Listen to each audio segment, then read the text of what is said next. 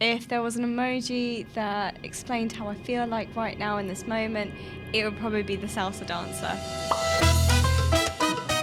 The emoji with the head on fire. That one. I reckon like the smiley face. Oh, the dancing lady in the flamenco dress.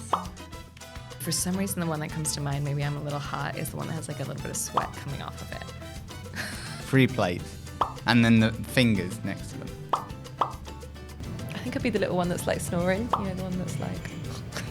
So what's this for? Thanks for asking, Vic. Well, let me tell you. Welcome back to another Sanctus Vlog.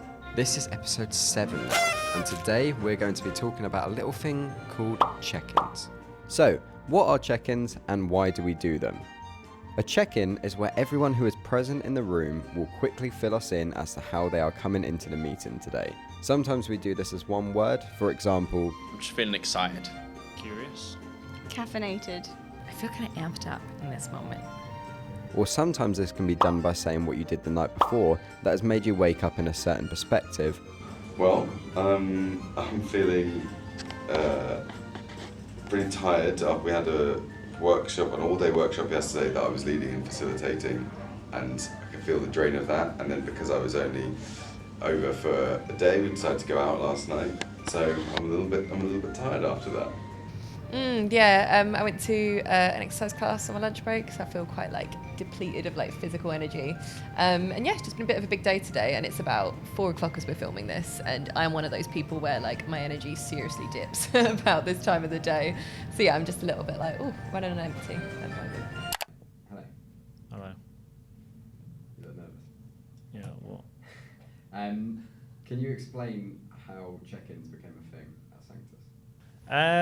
I honestly can't remember.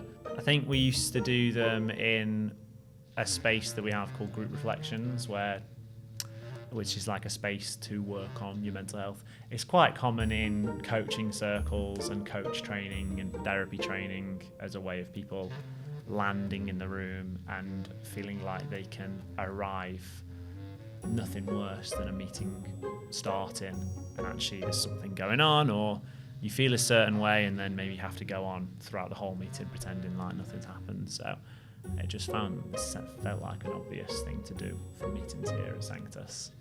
I can't remember a point of being like, we're definitely going to do this. I think we've kind of always just done them, I suppose, to be honest. However, recently we are trialling a new format where we all take turns to bring a new style of checking in.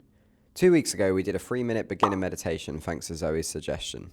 Last week we did some improv thanks to Scott, and despite the difference in the approach of check-ins, we still value the 5 minutes at the beginning of a meeting to be used as an opportunity for everyone to be welcomed.